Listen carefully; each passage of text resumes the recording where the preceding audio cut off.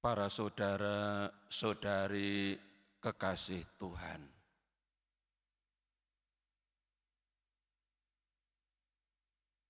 Hidup di tengah-tengah dunia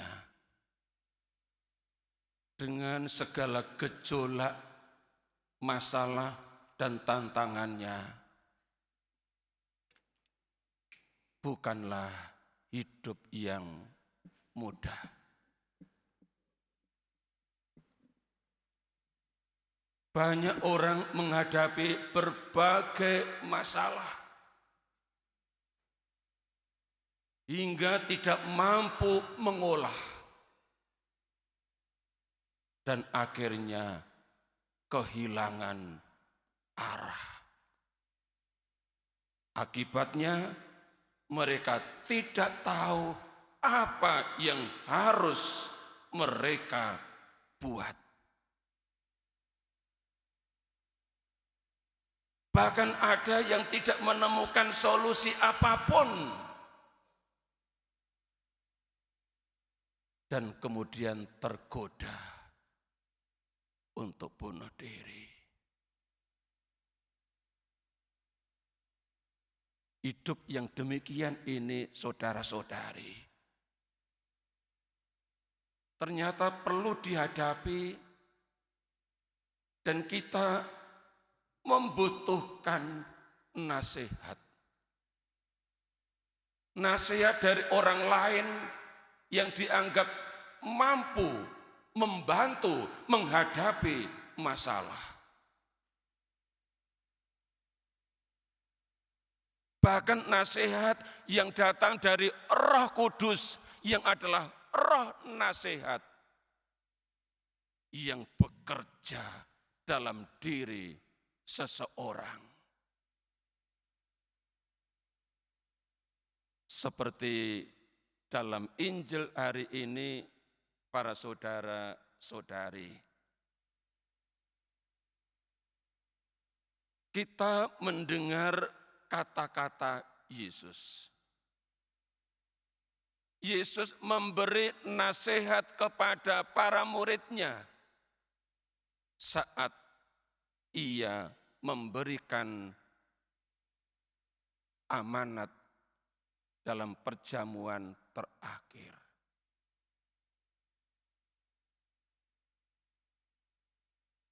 Kita dengar tadi di bagian akhir Injil. Yesus katakan, dalam dunia kamu menderita penganiayaan,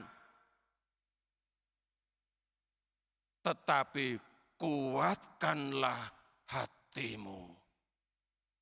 Aku telah mengalahkan dunia.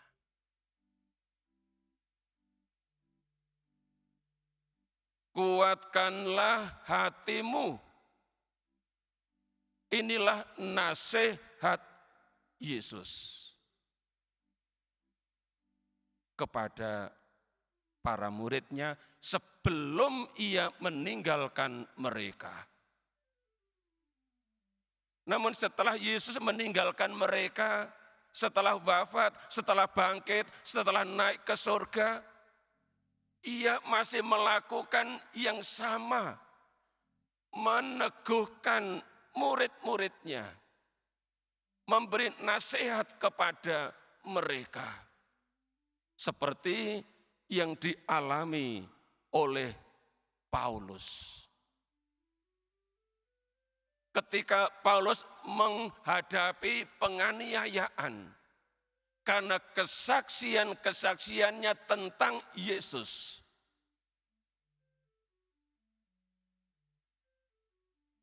Anggota-anggota Mahkamah Agama menampar dia. Dikisahkan dalam Kisah Para Rasul bab 23. Dikatakan bahwa anggota-anggota Mahkamah Agama itu menampar mulutnya. Bukan tangannya, bukan pipinya, tetapi mulutnya ditampar. Dalam bahasa Jawa ditapuk. Karena kesaksian-kesaksian Paulus yang berani. Di ayat 11 ditulis oleh Lukas sebagai penulis kisah para rasul begini. Pada malam berikutnya Tuhan datang berdiri di sisinya dan berkata kepadanya, kuatkanlah hatimu, sebab sebagaimana engkau dengan berani telah bersaksi tentang aku di Yerusalem, demikian jugalah hendaknya engkau pergi bersaksi di Roma. Tuhan Yesus tidak ingin dengan ditampar mulutnya Paulus lalu menyerah, give up. Tidak. Tuhan meneguhkan dia. Tuhan menasehati dia, kuatkanlah hatimu. Sebab sebagaimana engkau dengan berani telah bersaksi tentang aku di Yerusalem, demikian jugalah hendaknya engkau pergi bersaksi di Roma. Nasihat itu dituruti oleh Paulus. Ia pun pergi ke Roma mewartakan Injil, bersaksi tentang Yesus. Para saudara-saudari kekasih Tuhan, nasihat Yesus kepada para rasul juga kepada Rasul Paulus merupakan sebuah contoh bahwa yang namanya nasihat itu penting. Entah kita sendiri yang membutuhkan nasihat orang lain, maupun kita perlu menasihati dengan bijak orang lain yang membutuhkan bantuan.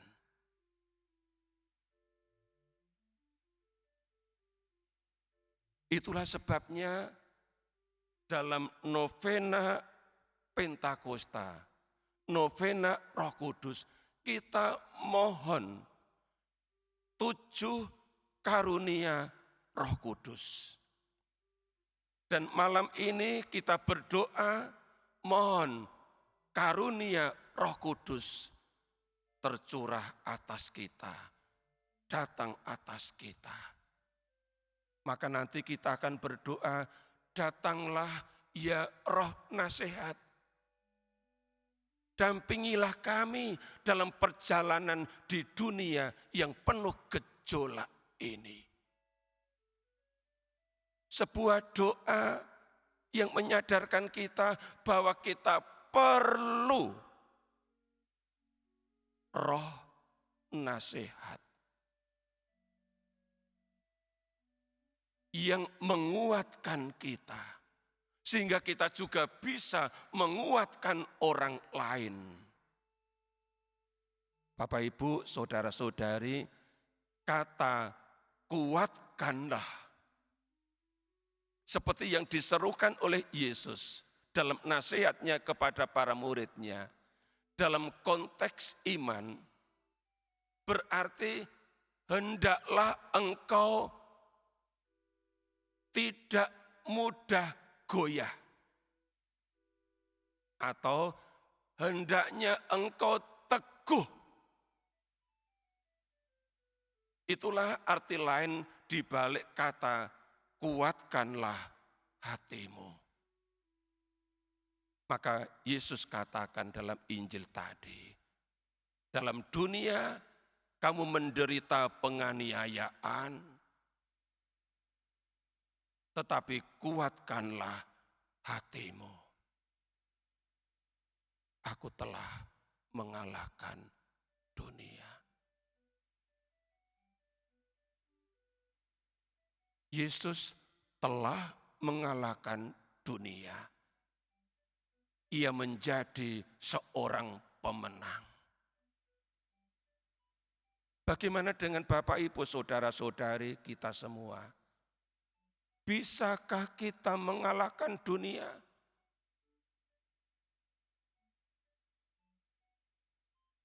Bisa enggak? Yesus bisa. Kita bisa enggak mengalahkan dunia?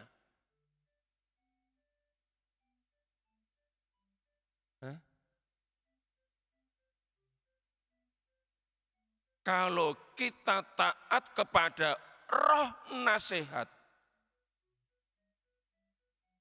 sehingga hati kita kuat. Hati atau iman kita tidak mudah goyah. Iman kita teguh.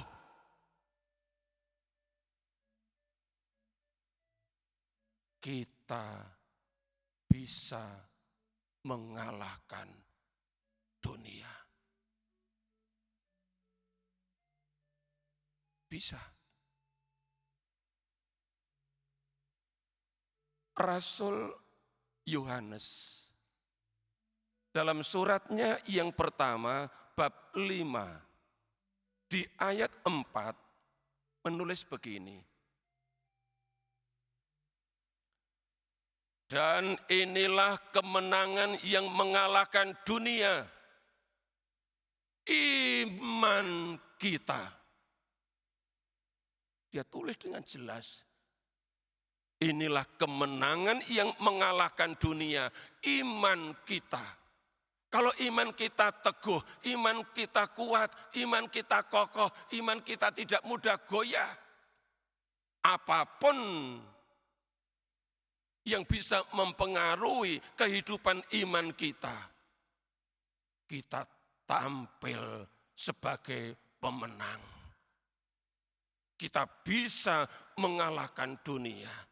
Maka di ayat 5, Rasul Yohanes menulis begini, siapakah yang mengalahkan dunia? Selain daripada dia yang percaya bahwa Yesus adalah anak Allah. Kalau kita tetap percaya kepada Yesus sepanjang hidup kita, kematian kita kelak adalah kematian seorang pemenang. Kita mengalahkan dunia karena ketika mati terdapat mati dalam iman akan Yesus. Sebaliknya, orang-orang yang murtad, yang meninggalkan Yesus dan gerejanya, merekalah orang-orang yang kalah terhadap dunia. Dunia mengalahkan iman mereka sehingga mereka menjadi murtad. Mereka menjadi ateis, menjadi hidup tanpa iman, hidup tanpa Allah, hidup tanpa Tuhan. Mereka orang-orang yang kalah. Karena mereka menutup telinga terhadap roh nasihat. Karena itu Bapak Ibu, saudara-saudari, mari dalam novena ini, meskipun yang ikut tidak banyak, Anda semua adalah orang-orang yang sungguh rindu akan Roh Kudus. Rindu akan roh nasihat yang sungguh-sungguh membimbing, mendampingi Anda. Supaya tidak menjadi orang-orang yang kalah. Tetapi tampil sebagai pemenang-pemenang. Mengalahkan dunia karena tetap beriman akan Yesus yang adalah Tuhan dan Juru Selamat kita. Tuhan memberkati.